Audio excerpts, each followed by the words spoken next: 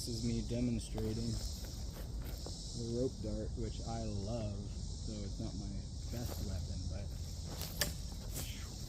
man, the sound of the rope just flying forward and the feeling of when you miss, it still feels amazing. Hits the end of that rope. It's a fantastic weapon. Dangerous. Do not do this at home. Play at your own risk. Start with a tennis ball, beginner, because I'm not telling you to do it. I'm just showing off, and that's what we're going to call this video. So there's a good example. Right into the tree. No problem. Underhand's a little harder, like I said, but it's a more beautiful hit. And let me just take you over there real quick. So I keep a loop so that it doesn't get away from me. I just, sometimes I'll keep it across my palm. This one's kind of loose, so I just keep it, welcome back. I just keep it over my wrist there, and then it can't go nowhere, and I've got two free hands to grab it. Goes into the tree really nice.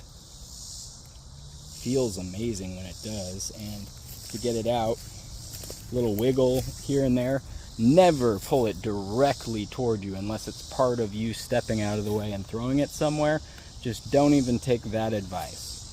Start out very simple if you're going to do this. We were throwing nunchucks, wooden ones around forever with all that whipping around.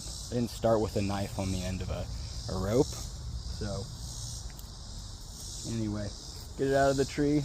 Make sure you pull to the side of you, and I would start by just kind of half pulling and letting it fall in the dirt, then reel it in and then go for another one.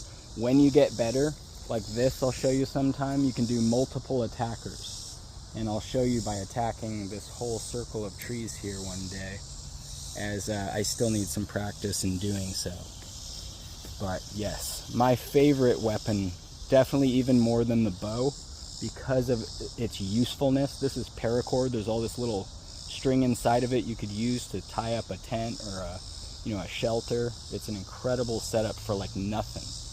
That knife, maybe $5 or less, and then this piece of rope, about $5 or less. That thing is stuck in there well. You can tell, I mean, I'm giving it several pulls and everything, and the tree's just kind of pulling with it rather than it coming loose. That's how effective it is, and you saw, I mean, I was just talking, going on, and you saw how beautiful that hit was. Here we are.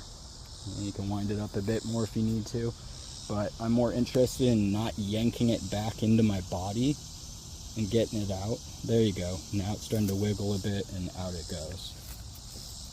If I had the camera down, I would have yanked it as hard as I could, but had it in a path where it was headed that way, which you can then bounce right back to the same target, or you can go into an attacker behind you. And as always, the easiest, quickest weapon is just grab a large stick and just beat the crap out of something that's trying to attack you. Alright?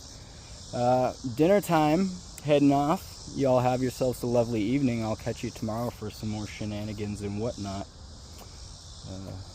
Seems like my little mix of eucalyptus and peppermint and all these things keeps the bugs off. I figured they weren't going to like peppermint, so I just kind of got some water, mixed it together with some of my oils, and just kind of put it the ankles, the neck, the arms, the lovely. See y'all later.